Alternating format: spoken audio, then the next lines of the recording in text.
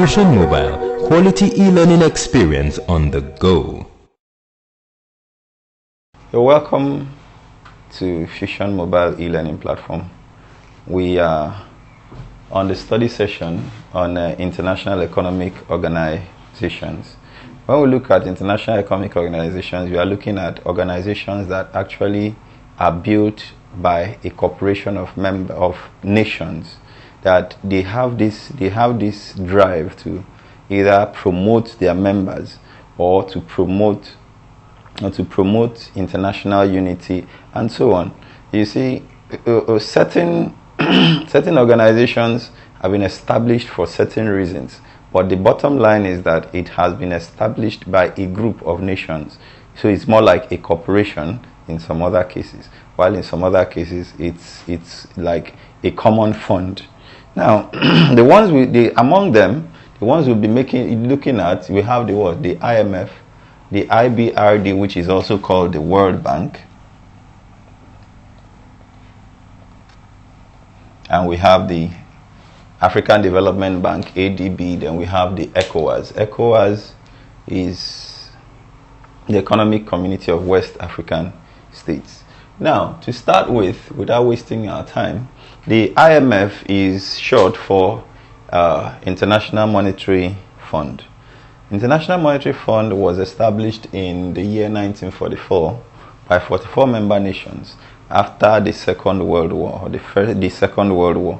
Now, this whole thing, during that period, it was characterized by the need for a provision of a common fund that will help member nations to get themselves from the devastations of the Second World War. Now, to also promote certain things, certain economic values and trades.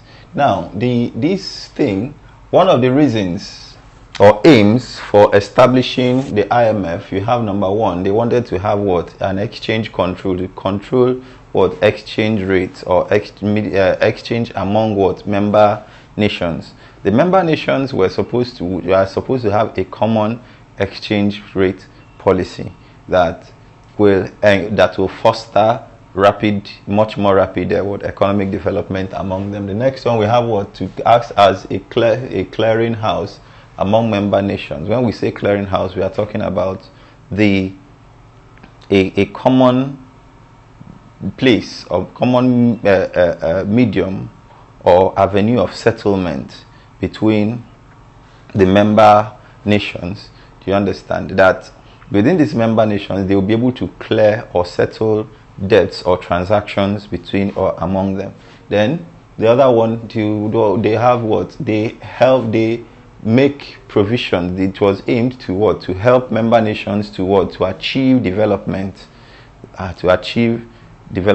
or to finance developmental plans. You know that, like when we said the other time, that economic development can be financed through loans. So the IMF is one of such international institutions from which funds can be made available for financing development and developmental projects. Then we talk about provision of financial, provision of expert assistance. It's not just providing funds for development, but also making sure that appraisals are made, advice is given. Or like recently that IMF visited Nigeria, we had an appraisal of our policy, monetary policy, and trade policy. So these are aims for which it was achieved.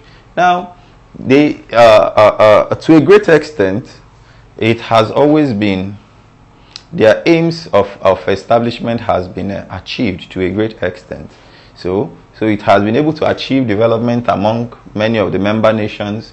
It has been able to provide financial assistance for helping underdeveloped economies. It has been able to serve as a clearinghouse for the member nations. Now we look at of course, when it's been running, we have problems faced by the IMF. Now the IMF has been faced with certain levels of instability due to the what? To the domination of the US government in international economy. Now, this has actually limited the activities of IMF almost only to Europe, but most of the other Western worlds are no longer part. Then under that, this another problem or shortcoming of IMF is that even though it's made up of member nations, it is not democratically run. It is not democratically decisions are not made democratically. That means that members do not have equal rights, equal voting rights on issues concerning the fund. Then it is partial in its activities. Partiality in the sense that it could grant facilities, or in its activities it favors certain sectors or certain people and does not favor others. You have what? The instrument for what? It serves as an instrument for imperialism, meaning that they actually now hold countries at ransom. By the time developing countries are always run to IMF, especially the African countries, run to IMF, who are members, run to IMF for assistance. But at the end of the whole thing, we notice that most countries are perpetually indebted to the IMF just because there is because of that they now have a say, or they now want to drive or make deciding votes on the economy of such countries. Then the last, under developing what nations, the IMF, due to their activities, makes most nations that are striving for development not look inward to actually diversify the economy or look for how they can generate funds from within, but instead they have to always look from without. So now, when they now get there, most of the things, they now rely basically on external funds from the IMF for development, and forgetting that sectors of within the economy needs what? Development. Now, these are the case of what? The IMF. Now, the second one we'll look at is what? The IBRD, which means International Bank for Reconstruction and Development. Now, the IBRD, which is also called the World Bank, is a bank that was also established in 1944 during the Bretton Woods Conference. Now, this bank was established in order to aid member countries to overcome or to be able to reconstruct or get back on track after the devastation of the Second World War.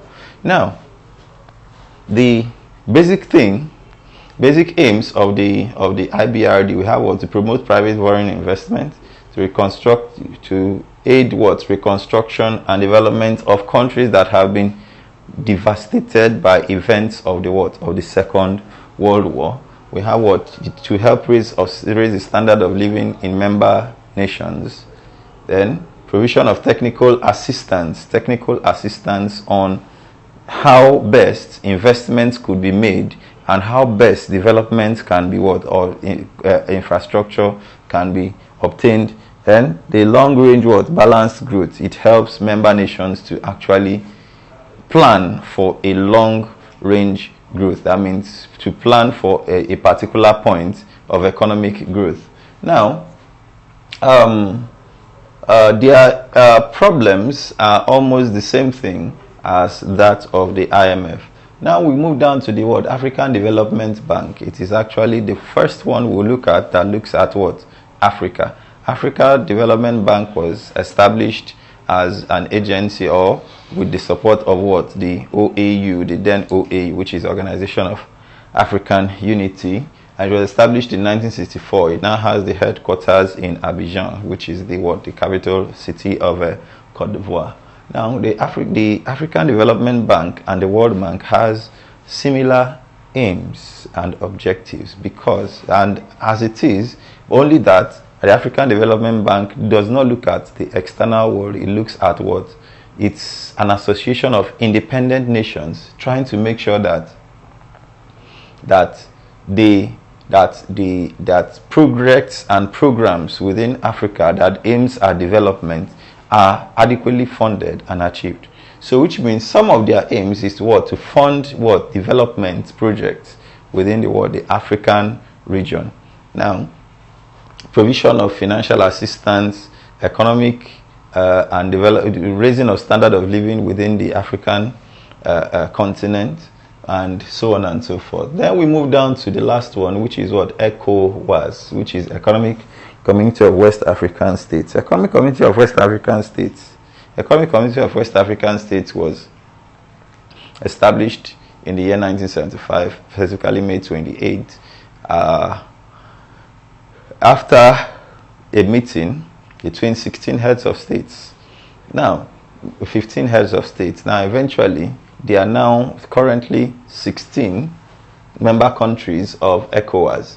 Now, ECOWAS was established to encourage trade liberalization and expansion of, or even harmonization of and cooperation of countries, of member countries within the West African sub-region as it relates to trade and economic development. Now, that means major aims of ECOWAS. We have a promotion of cooperation among the member nations within this West African sub-region. Cooperation between all the member sub-regions or all the member states within the West African sub-region. Then the other one, the elimination of what? Customs duties on goods imported or goods being produced within what? The member nations. They want to establish a particular common customs, a similar customs union. Then abolition of trade restrictions, which means free movement of goods within the West African sub-region and among member states, and establishment of a common tariff, that is tariff system among those member states on goods that have been exported or imported into them. Then we have harmonization of economic and industrial policies. These are the case where we have there has been attempts of having a common currency. There have been attempts. Now we have what we call the ECOWAS travelers check, of course. Yes. Now we have we did with the ECOWAS passport as well, that you can actually travel freely within the West African sub-region, provided you are from within them or from them. Then especially establishment of a common fund. We had the ECOMOG, we had some other agencies of the ECOWAS. ECOWAS is quite a well-organized body. It has agency, Assembly of Heads of States, Security Council, ECOWAS Monitoring Group, and as agencies within the ECOWAS, within ECOWAS itself. But with those agencies, it has been able to muster quite a lot of achievements. First, achieving trade liberalizations within the West African sub-region. Of course, now we can travel freely from Nigeria to Ghana to some other West African nations without even a visa or a passport. That is one of the achievements of an expansion of markets. The local markets of each member countries has now been expanded to the whole sub-region. You are free and able to produce and supply to any market within the sub-region, any country within the sub-region. An increase in competition in the sense that different countries, different products and different industries that spring up in different countries are able to actually use use the existing ones, or the new ones are able to look up to the existing ones as what? Parameters for what? For performance. Then the next one is execution of joint projects. Joint projects can be peacekeeping force, it could be reliefs, it could be, in fact, it could be anything.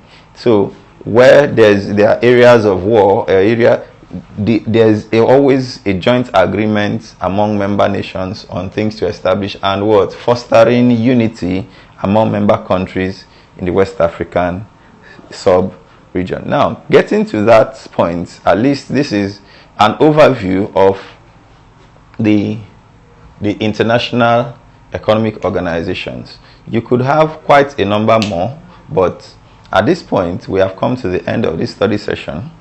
We will have to take, you will have to take a look at the questions, make a little, even though it is not that exhaustive, but make a little research, and also come back to this video where you have issues on questions that will be flowing on your screen shortly.